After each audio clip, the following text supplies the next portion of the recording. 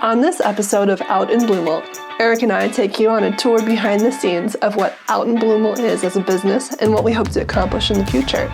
We'll also introduce you to some incredible people that we met at the McLean County Chamber of Commerce New Member Showcase. It's helping our local economy. Like, the more visitors that we get here, the more money that they'll spend here, the better it will impact Bloomington Normal. It's like all of us exist, but we do a great job, but how do we kind of, help each other, build that network and support each other and grow from there? What we're trying to accomplish over at Iron Coyote is kind of pairing fun meets challenge. It's a new way to work out and a new way to deliver fitness. So I always wanted to own my own business, always have a passion behind it. Part of it is I want to have a business where I can give back to the community. We've been doing this for such a short time, but I feel like every person that we meet and every person that sits down and talks with us, they benefit. I really felt inspired by how much everybody seemed to be invested in the idea of the community building aspect, and I can see why it's become so central in what you want to do. My name is Samantha Morehead, and I am the Convention and Tourism Sales Manager for the Bloomington Normal Area Convention and Visitors Bureau. So you do a lot of this? Yes. Very cool. What got you into that? Honestly, I started doing the tourism aspect of it, trying to bring in tour groups, motor coaches, and just promoting the McLean County, Bloomington Normal area as a destination for people to come and spend time and visit the attractions. What I'm trying to accomplish is to, bring more meetings and events to the Bloomington Normal area. We're a great destination to host meetings and events, and I feel like we are a great fit for anyone who might be looking at Illinois or the Midwest. We're very centrally located, and we've got great facilities.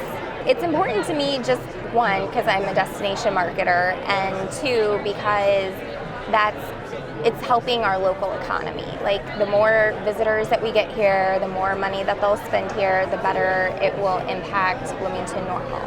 And is there something that you're doing that's working really well right now? I'm attending lots of conferences and trade shows to sit one-on-one and meet with planners and to discuss how we're a good fit and what we have that could benefit them to bring their meeting here. Samantha, it was so nice meeting you. Nice meeting you too. Thank you. So my name is Balakrishnan. I'm owner and managing partner with Park Regency Hotel and Conference Center here in Bloomington Normal. And that's where we are right now. Yes. It's beautiful in here. Thank you. So how did you get into doing what you do? My husband, being a businessman, we've been very interested in commercial real estate, and then we like this property and we got into this, and this has been a great avenue for us to be very involved with the community, get to know a lot of people, networking, and helping different organizations. So it's been a phenomenal time being part of this business for the past 6 years. So Bloomington Normal, I moved in from a bigger city. This is the first smaller community that I'm ever part of. And it's been phenomenal because it's, being in a small, tight-knit community, it's nice to make a difference. And what I am achieving or would like to achieve through this platform where we are at is a good network for local businesses, because us being a local business, it's been it's challenging because you thrive on community support, and with shopping, everything going online. It's like all of us exist, but we do a great job, but how do we kind of, help each other, build that network and support each other and grow from there, right? So that's what is, that's an accomplishment that I would like to do, and I do 2 annual expos. Where we host local businesses. I invite the community to come, network with them, get to know these awesome people who run these businesses, have these product solutions that's probably a good fit to you, but probably you don't know them, right? So I'm just trying to make those connections, build that network. So that's something, it's, and again, it's also has been awesome for us to connect and support with local nonprofits, because again, they do an amazing job, and we are looking at every opportunity to support. And for me, women and children based nonprofits that I have a soft spot with children, anything related with children, and also women leadership, mentoring, making an impact. So how did you get interested in all of this?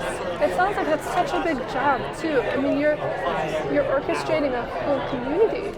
Yes, so I got introduced from my husband. He was, I have to say, Rotary was a big impact on that. Like, we're part of Rotary. Through that, we got to know a lot of community leaders. And I'm usually his plus one to all these events, just having a lot of fun. And then I slowly got invited into putting together a nonprofit, a community event. I was invited to be part of the team. Then I saw the amazing work people did as volunteers, just making a small difference. And then that's where, I started, like, that kind of became very interesting. And then, and I have a master's in computer engineering, and I've been in sales for 15 years. So more customer front. I always think in the feet of the customer, like, what is it that they need that we have to provide? So when you combine this message and again want to kind of, work with everybody, it kind of, seemed a good natural fit. And I really enjoy meeting new people. I think that's the key to all this. Yeah. Well, there's lots of people here today. Yes, I'm very excited because always it's good to know about new businesses because it's not easy coming out of your comfort zone, starting something new with an idea and hoping that it would work, right? And again, that's where we are trying to always support the shop local because that's how we all kind of support each other and grow everybody's dreams, right? So yeah, I feel like this is the first time that we're starting something new. Congratulations. Thank you. And you know how people say when you start something new, everything that can go wrong will go wrong? Yes. Oh my gosh, it's so true. Right.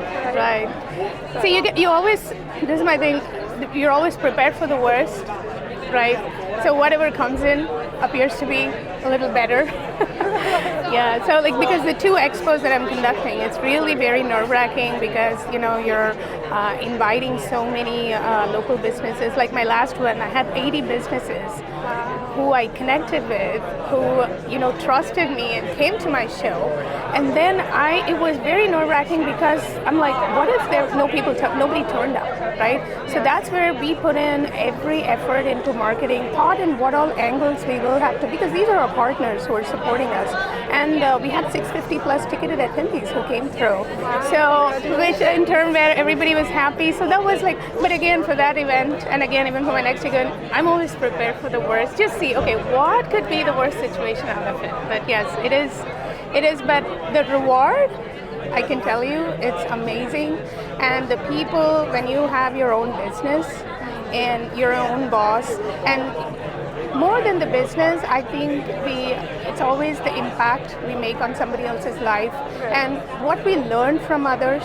Like you meet everybody as it's not a corporate level. I've been in the corporate, so it's always business but here you know them as a person, as a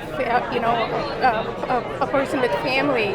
And you get to know them for the long term. So that's all amazing. And I'm sure you'll do great. And wish you the best. My name is Alex Stapleton. And you're with Iron Coyote Challenge Park. Yes, ma'am. And you say you have all these crazy obstacles for you guys to do. Where did you get that idea? So the owners, Aaron and Derek Williams, they have 3 young boys. They were very interested in American Ninja Warrior.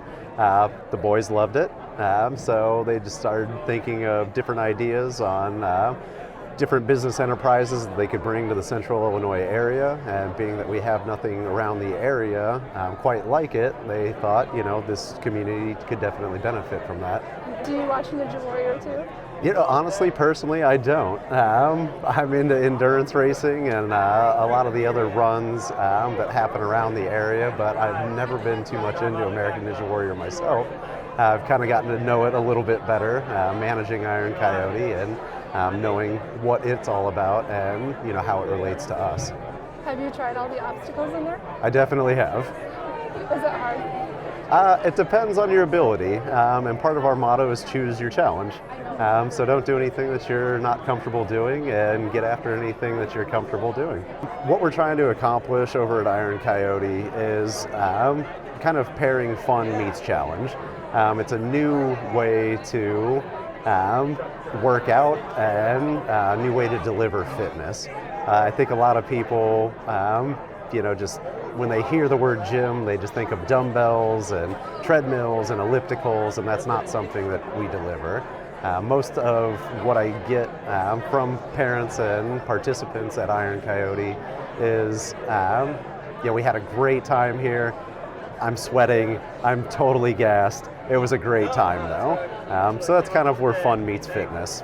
Yeah, so why is that important to you? What got you on this path? So my personal path has been in experiential education. I graduated from the School of Kinesiology and Recreation at Illinois State. So I've always been interested in different adventurous type of experiences. So being that there's nothing around the central Illinois area quite like us, I was very attracted to our establishment for that reason. What do you think is the most adventurous thing that you've ever done? I spent February through April in Costa Rica. I sea kayak down the Atlantic coast from Costa Rica to Panama on my way to scuba dive in Bocas del Toro. Oh my gosh, you're not kidding. That's awesome.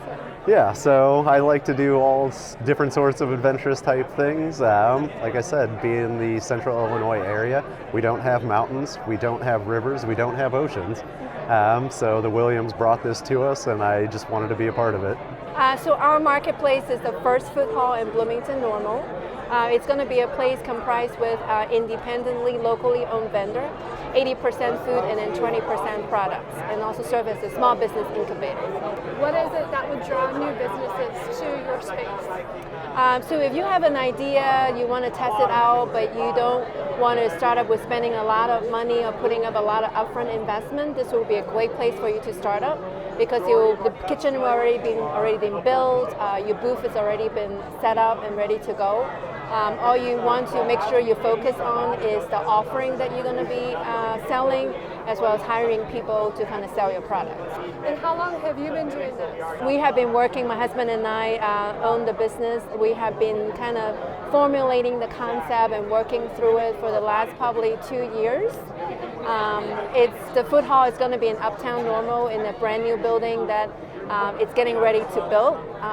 So the business doesn't exist today technically, but the building's going to be available, and the food hall is scheduled to open probably later part of 2020. How many spaces do you have, and are any of those spaces still available? We can house about 12 independent vendors. We so far have about 9 people have committed or expressed interest.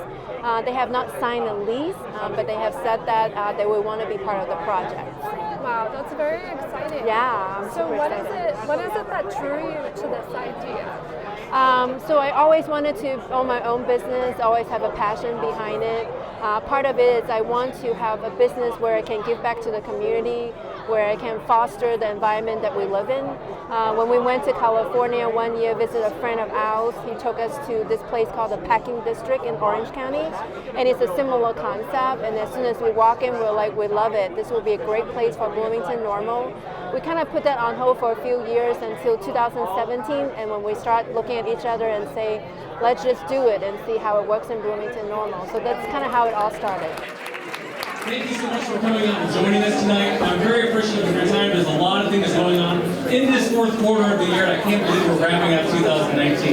Getting ready for 2020, but a great opportunity to come and celebrate all the new members we have in the chamber over the last year. So to all of our new members, I say... After the first 5 minutes of being in the room, and everybody was kind of like watching us, like, what on earth are these people doing? Like, are they going to film something in here? We certainly had the most unique setup. It's kind of hard to see on most of the cameras around here, but I think that the picture that you posted on Instagram really gave a good preview of what we were going to do. Yeah. We didn't have our table in there, and we had just our whole film setup. We keep about 5 or 6 points around depending on what type of filming that we needed to do. We had our chairs in there, and everything, I think it looked fantastic, and I think it was very eye-catching. A lot of people were very curious, and especially since it was our first time, I consider it to be a pretty good success. We do. Mm-hmm. Yeah. I'm excited to try it again. I think that we do a little bit better when we have more space. I mean, we were confined to like 8 feet by 4 feet, and it was kind of, we practiced the setup all week. We set this thing up and we took it down, and we definitely encroached on some other people's space as well. Yeah, but they were really nice about it. Mm-hmm. Who was the favorite person that you interviewed? I don't know that I have a favorite. I think that everybody that sat down to talk to us, I really enjoyed talking to them. Mm-hmm. Yeah. How about you? What do you Well, think? I only really interviewed one person, and also didn't get any of the audio from it. What happened, Erik? You know what happened. I just didn't press the button. I kind of just thought we would be, like, because the cameras were on the whole time, I kind of thought the audio was going to be on the whole time, but I guess not. Well, it is tricky. There is this red button, and you know how to do it now, but you see, there's a red button here, and you push it to make it record. Is that how you, is that the record button? It's the record button. Is that why? What's the big red button? Is it the same thing on all equipment? I think the part that confused you was even if it's not recording, there are still numbers and things moving on the screen. So it looks like it's recording. Yeah. So H1N handy recorder, you're confusing people. Just you're confusing husbands. Actually, I'm pretty happy with this little thing. Mm-hmm. I don't know if there's any part of the equipment that we have that I'm not happy with. What about the event that we did on Wednesday now? What was your main takeaway from it? What do you think? I really felt inspired by how much everybody seemed to be invested in the idea of the community building aspect, and I can see why it's become so central in what you want to do, because I think that the Chamber of Commerce definitely buys into the idea that a rising tide lifts all boats, and that's what they want to do for the entire community, because it's like, if this Orange Theory Fitness really gets a lot of business and does well, then it will do well for everybody that works there, which they'll then be able to better patronize, the local thrift store. And it's like the local thrift store opens up one on the other side of town. And it's like once you get all these businesses that are successful here, then like the property value allows people to want to develop the land. Like it's just like one thing after another after another. It's like, I really feel like I'm digging that. I want to be involved in that. It's like an RPG game. First you got to build the farms, then you build the barracks, then you got to build the academy, all these sorts of things. Only a select few people are going to know what you're talking about. I feel like a nerd just because I understand what you're talking about right now. So then, after the Chamber of Commerce event, was there anything else that you wanted to talk about while you were there? The Nothing Bundt cakes, delicious. Oh my gosh, it was so good. And the woman who was there, she's the owner, I think. She was so nice. I need to go get my free Bundt cake. Wait, you get a free Bundt cake? Yeah, you get like a little free Bundt at, I think it was on those things that they handed out. Really? I hope you kept them, because we could have two. Yeah, we have them. I kept all the information that we got, but that's Bundt-et, you said? That sounds adorable. And then we eat it. We eat something adorable. Yeah. It's a little vicious. I feel like the interview that I saw you do with Chris was spectacular. Do you feel like that was better or worse than the interview that you did today? I feel like I'll have a better answer to that question after I watch the footage. I haven't watched the footage from the interview we shot this morning yet. Both conversations went pretty well, but at the same time I can tell that there's room for improvement, and for myself as the host. I think that Chris was really good at, when I asked a question that only went so far, he was really good at expanding on that question and helping to move the conversation along. And you could just tell that he's good at that. He's naturally good at that. To the point where I think there was a couple questions that I asked him, and it was kind of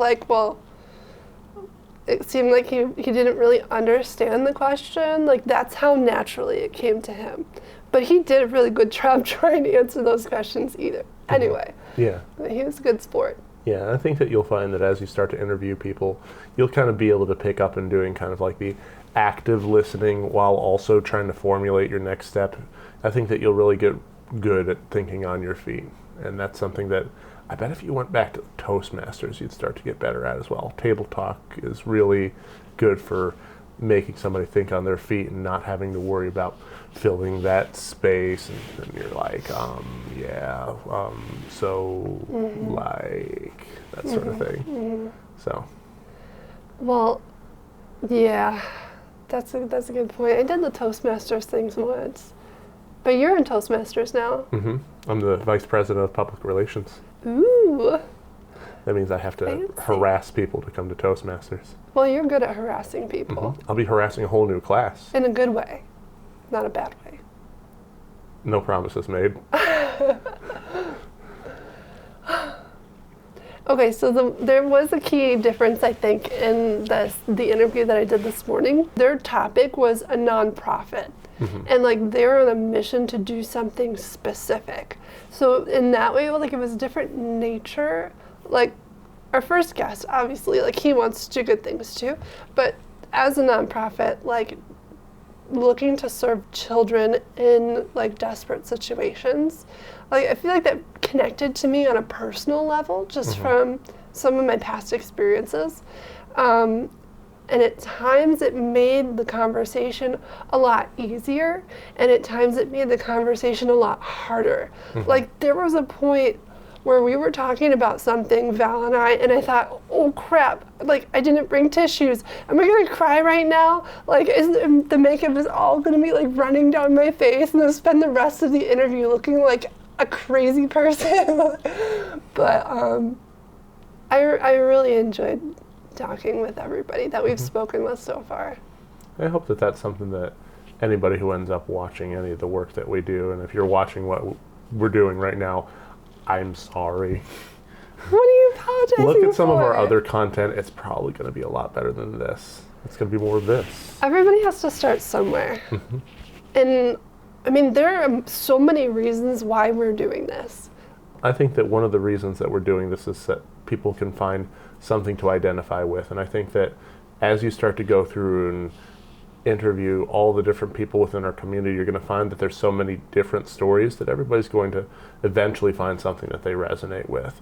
Because of your experience as a parent, you know, I could see it I could hear it in your voice as you were reading that article before you went over there. It's just like you almost couldn't go any further once it came down to like kids and their pajamas and their stuffed toy.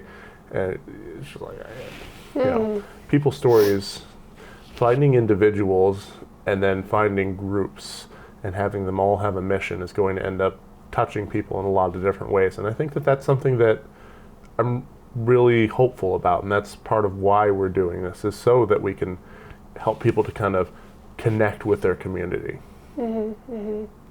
Get their stories out there. I mean, I think there's a real hunger in people to be heard.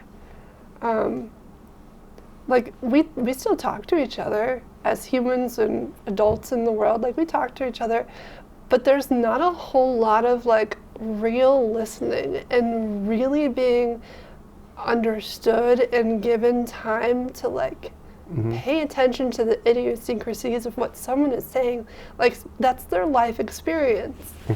And that experience is so valuable, you know? And it's interesting that you should there's a contrast that you would create, that there are those out there that might say because of the age of information that we live in that people's attention spans have shortened, and you know that's why people maybe they don't talk anymore. But I think if you look at the way that we're doing our trying to do our long form conversation, it's different than just going through and scrolling on your Facebook feed or reading through 280 characters on a tweet. Like you get invested in for an hour and really feel like you've had a conversation with that person. And because of the way that we do things, especially when we're talking, like you've gave them the opportunity to kind of advertise for their nonprofit so that people can find, and if they want to support that, and I really hope that you do, giving kids in vulnerable situations just a little bit of dignity, yeah, do it right now. No pressure. No pressure. If you watch this video and can't donate $8 for one backpack, it's $5, I think. They said that they try to keep it under 8 in the article. Oh, okay. No, that was on their website. Well, But even if it's 5, it's 1.6 backpacks then. Anyways, okay, so, I mean, if people feel the need to do that, I mean, that's wonderful. Honestly, if someone was going to give us $8, I'd rather them to give it to them. Yeah. This is Erik starting to run for, what representative? What do you want? Coroner. Congress? Coroner? Why wouldn't you? I don't get that. Like, I guess any position of power is good position of power. What do you want to be coroner? I don't. Okay. We were just talking about with Chris, he was talking about coroner before we went on the video. Coroner means like making sure that someone's dead, right? Mm-hmm. Verified death. Okay, right. Doesn't sound like a job that would particularly appeal to us. But anyway, I feel like this is part of that we're going to cut out. No, we cut nothing out. Cut nothing out? Cut nothing out. I mean, I don't want people to feel like if they watch the show, they have to donate to everyone that comes on the show. And that won't end up happening. But someone out there is going to, be struck with something. And while I would say in, the most business-minded universe that everybody that consumes our media ends up supporting us, like, I think in a better and more moral world, we're helping people to get involved with, groups in their community and businesses in their community that they want to support. Mm-hmm. So that, as much as I like Walmart, I go and get my groceries from Walmart all the time, there are individuals that I have met behind, these smaller communities. So I kind of hope that we can take steps towards helping them out. Mm-hmm. So, and children, buy them backpacks. Erik. Oh my goodness. So what do you think that you've learned in this process so far? I think other than what I've already stated about learning about the Bloomington Normal community, I think it's just learning a little bit about individuals, like being able to hear people's stories, like hearing Chris's story in particular about where he went from in his, very career-minded job into getting into something that was a little bit more community-oriented, and then being able to help people out gives me hope that I could put myself in that sort of position in some way. Like, one thing that I've always personally looked for is that path to being able to help people out. If I can find a way through what we're doing here to kind of extend and like signal boost other people's reach, I think that that's something that would work out well. Mm-hmm. How about you? What do you feel like you learned that you didn't know going in Tuesday night into Wednesday night? Tuesday into Wednesday? Like Tuesday night and Wednesday morning, it was a mad dash, and I believe you said that everything possible that could have gone wrong went wrong, right? Yeah. Like every single thing that we tried to do, nothing went smoothly. And I don't know, I feel like people talk about when you start a business or when you try to run your own business, things like that always happen, but I didn't expect it. I still didn't expect it. And it's true. Like, there's constant resistance to productivity. Mm-hmm. Well, is that a real thing or is that just a result? Is that kind of how you sum up things? I feel like everything that I've tried to do that's happened, like, individually, not as like a whole. It's hard to describe. But because looking back at it, there's so many little things that we've had to do to bring this business this far. And it's easy to forget what those little things were. Now it looks like we've got something behind us, but it's because every day we've been working on this for months now. Mm-hmm. What's something that if someone is thinking about getting something started, doing a startup of their own, you would give them and say, hey, I've already been down this path, watch out for this? I think it's like, I tend to be the kind of person that looks for signs. Like if you hit an obstacle at every point along the path, maybe it's a sign that you shouldn't be doing that. Mm-hmm. If I listened to that, we wouldn't be here. Okay, so don't worry about looking for signs to not be where you're at. Stop looking for the signs that you shouldn't be doing it, and just do everything you can to make it happen. Like, that's the motto that I've been going with, because I feel like if I were still looking for these signs, the signs would be saying to cut it out, but my gut says this is the right thing to be doing. Like, we've been doing this for such a short time, but I feel like every person that we meet and every person that sits down and talks with us, they benefit. Like, we're having an impact in the community, and we just started. Mm-hmm. Like, I don't know what other business can say that. Like, the return has already, I mean, it hasn't been a financial return, mm-hmm. but, I mean, hey, I'm happy with it so far. So far, yeah. So how long can that be the case, though? When do you feel like you'll have to shift this into gear and really make it so that in order to sustain this, there's going to have to be some level of return? Finding the businesses out there that live or die on what they're able to do and how they're able to grow, when do you think that you're going to kick it into that next phase with Out in Bloomal? Sooner rather than later. There's a learning process, I think, with how to monetize the content online without charging the guests that come in to speak with us, because we're not charging them to appear on the show. That's like a popular misconception. Like, we're not going to charge somebody who sits down with us and produces the content together. Like, it's their story. But it's going to be the shooting the commercials and the sponsorship content to go along with the podcast, and learning how to do other online monetization options, and shoot business commercials for things off of our channel, for other businesses' social media channels and TV commercials and things like that. I mean, there's a lot to do, but it can be done. I mean, we've got the business plan. It all works out on paper, right? I keep telling people that if it weren't for you, I wouldn't be able to do any of this, because, I mean, you've supported me this whole way so far. You helped me with the kids, give me the time to do this stuff. I mean, you gave me the permission. I mean, marriage is like we make these decisions together, even financial decisions. So, I mean, you helped out with that. And the communicating with people thing is probably actually the biggest part. We've been married now, we've known each other about 10 years. Mm-hmm. And like, since we've been married, you've been teaching me how to be a better communicator. Mm-hmm. I sit in this chair, and while I'm interviewing people, I think, what would Erik ask next? Mm-hmm. How would Erik try to learn more about the person sitting next to him?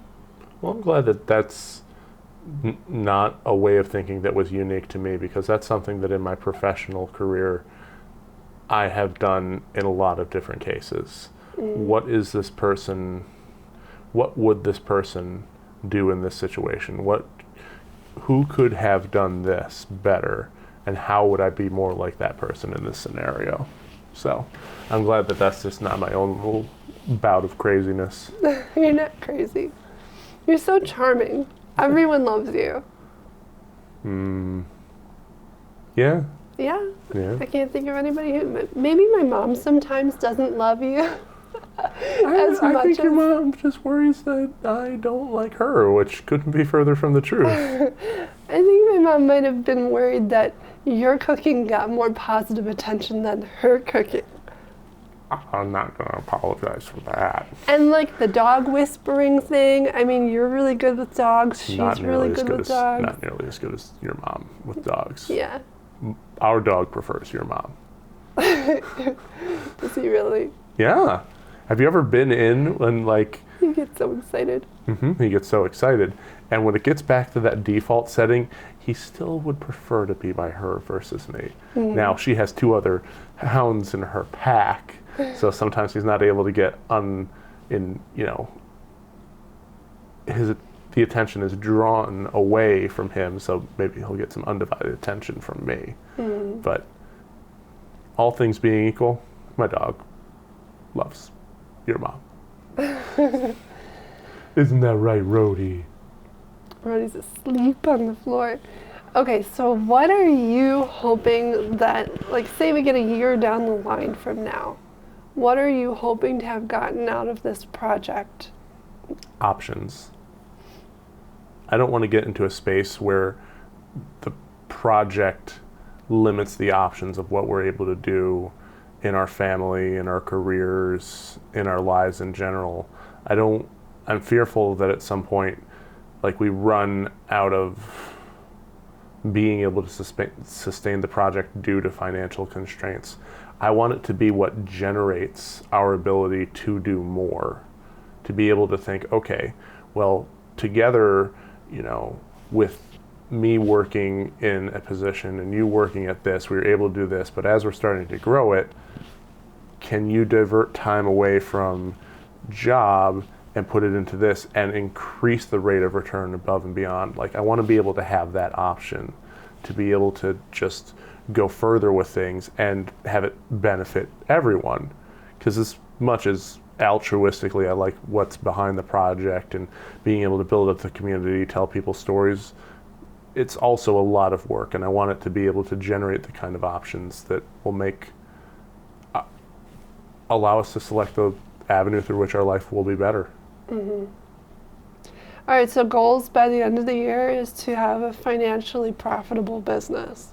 I don't even know what would financially profitable be?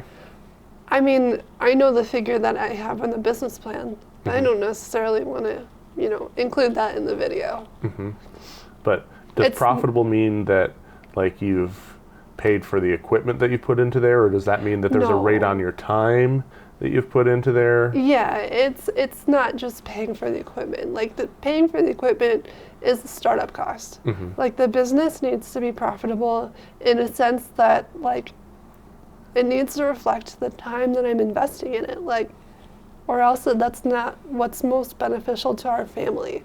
How does your roadmap work? Because that's, the end of the year is really only like 5 or 6 weeks away now. I mean, I was kind of thinking the calendar year. Oh, so 12 months from now. Yeah, it's a 12-month plan. Okay, yeah, all right. Yeah. I got you. What do you think that this next week is going to bring? Do you have your next couple interviews lined up? Who are you meeting next with? You have a meeting tomorrow, right? Yeah, we've been pretty active at the chamber, and the chamber has a lot of events, and it's been great for networking. But I actually need to line up some more interviews. We've got 2 recorded and the chamber event, so that's 3. That's enough to launch the podcast, which we're doing on Thursday. But I do need some more people to interview.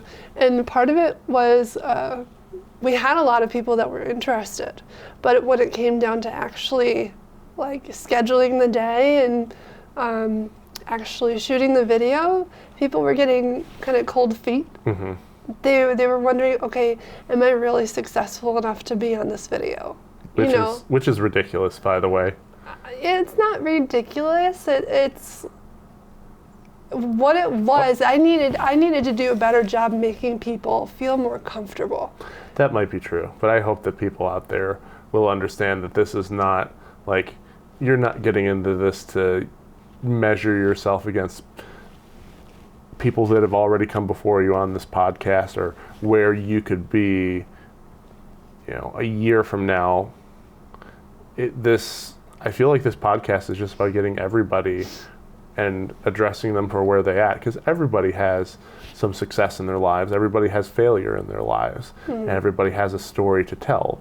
When you get on here and tell your story with us, like, better things are going to follow, because you can't, I just feel like it's impossible to psychologically put yourself out there and receive the kind of love that the community puts towards all of its members that are trying to enrich it, and not move on to bigger and better things from there. So. Well, we did change the way that we're presenting the podcast to people. It's no longer like interviews with successful and impactful people. Now it's great ideas for future success, which, like, in our minds, in all practicality, it's the same thing, but it gives people that feeling like they have more space to relax and just talk about what they think and deliver their ideas that way. Instead of trying to, like, measure themselves. Am I good enough to do this? Will other people think that I'm successful enough to be on the show? Because whoever thinks that they've really arrived, like, as soon as we accomplish something, we want to accomplish the next thing. At least I do. Yeah. Right? I think that's natural. Yeah. So thanks for sticking with me so far. Till the ends of the earth, beautiful. Till the ends of the earth and back again. And all the ladies go, "Aww." Sometimes you're so embarrassing. Oh, well, I mean, I can't really help that. So if you're interested in being on the podcast, feel free to contact me through direct message on Instagram, or email us at outinbloomal@gmail.com. How else can they contact us? Or you can text me. I'll put no, that's weird. Nope. No. Nope. I mean, I like text messages, but probably best bet is email right Let's now. not put your personal number out on the internet. Wow, that was really dorky. Yeah. Okay. Alrighty. Can't go any higher from there. Okay.